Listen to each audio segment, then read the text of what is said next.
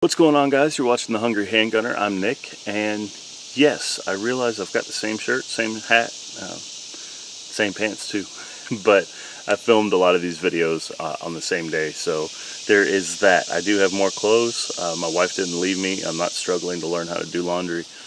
None of those scenarios. But today I want to talk about something that's a little bit more heavy, and it's a video that I have put off making for a couple of reasons. One, I don't want you guys to look at me any differently. I don't want sympathy, pity, whatever.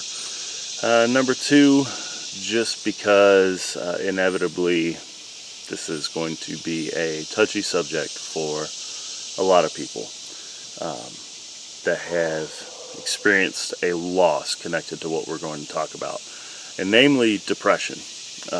I made a video a long time ago, and I'll throw a link in the description. I think it was called Mental Health and Concealed Carry, and I danced around it. I didn't really want to come out and just address it head on, just because, like, again, there's kind of a stigma to what we're going to talk about today. So I deal with depression. I'm diagnosed with major depressive disorder. I deal with that a lot. I have days that are good, days that are bad.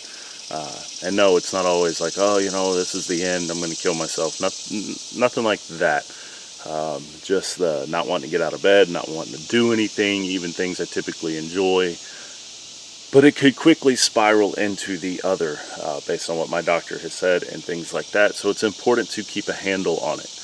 Now, several months ago, I started going to therapy for that.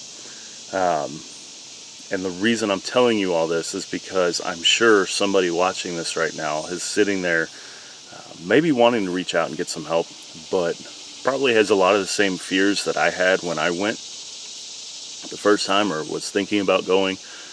Number one, having depression is not a go in there for one session and, oh, yep, you're a danger to yourself and everybody around you, we're taking all your guns.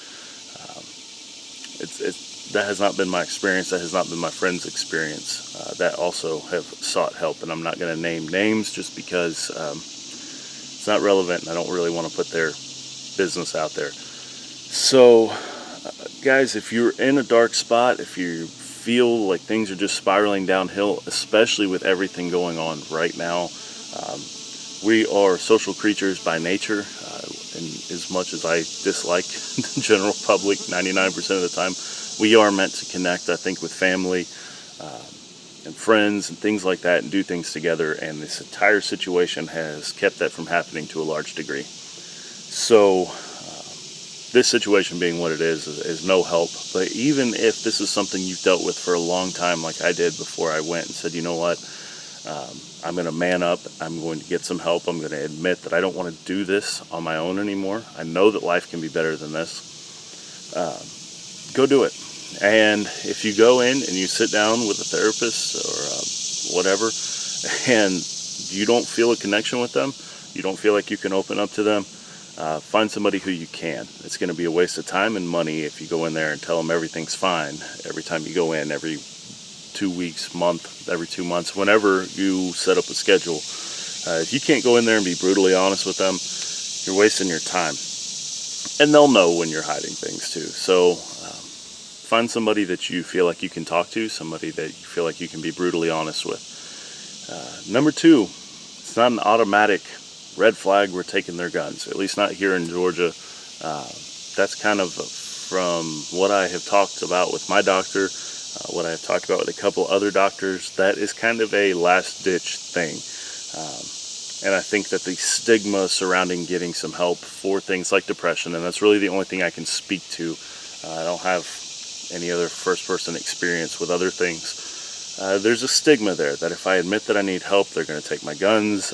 I'm going to be looked at as a crazy person. It's not been my experience. Now, I don't wear a patch on my shirt that says I suffer from depression or whatever.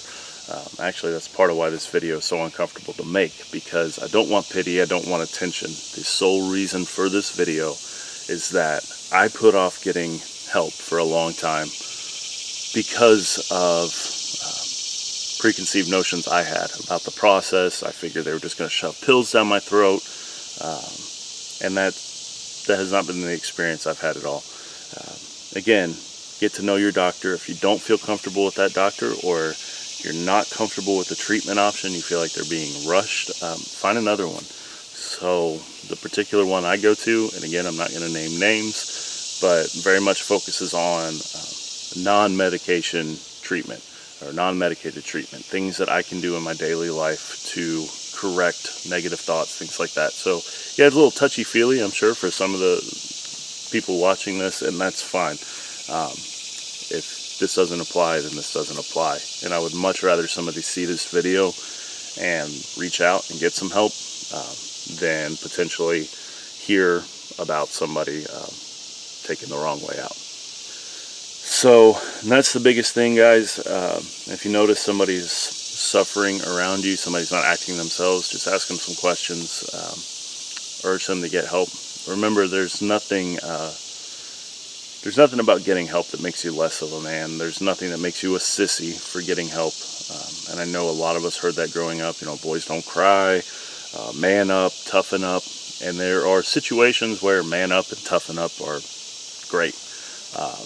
If somebody is dealing with depression, not really the best time to say that. So if you can help them, if somebody around you needs help, get them out there, support them, help them see that you still value them as a person, even if they're getting help. Just things like that. There's nothing more tough, in my opinion, than admitting when you are not able to do something on your own and you need some help. There's a very humbling thing. That's a sign of humility. It's a sign of strength, because a lot of times our own ego gets in the way of asking for help, and I'm sure we've all been there, whether it's something silly like I'm not going to use the instruction manual, and then crawling back to the instruction manual and you can't put something together, something like that, or in this case, mental health. It's nothing to play with, especially in today's day and age where, between social media, our work schedules, the types of stimulants and all sorts of chemicals and whatnot that we take into our bodies all the time, I think that there's something to be said for monitoring your mental health closely. And this doesn't necessarily have to be drastic. This doesn't necessarily have to be talking about suicide or to not commit suicide. Even just living in a state of gray. We'll put it that way. Like all the color's been sucked out of the world and it's just gray. If you didn't have to live that way, would you want to? Get out and live a little bit better. Maybe enjoy things that you used to enjoy. So, yeah, guys, get to know your doctor. Get to know, figure out if they're going to work, if you guys are going to mesh. And sometimes personalities just don't click. Find another one. Don't give up on getting help if you need it. So that's my little backstory on that. And again, I don't want sympathy, pity, whatever. I'm not special. I just figured that because I have a platform where some people, a very small number of people, relatively speaking, listen each month, that if somebody needed to hear this, hopefully they would. There's nothing weak about getting help. Actually, hats off to you if you do. Bad hair and all. So stay safe, guys. Reach out if you need to. Hell, drop me an email at thehungryhandgunner@gmail.com. If you need to talk, I'll do my best to get back to you. And if I can steer you in the right direction, I will. All right, take care, guys. I'll see you next time.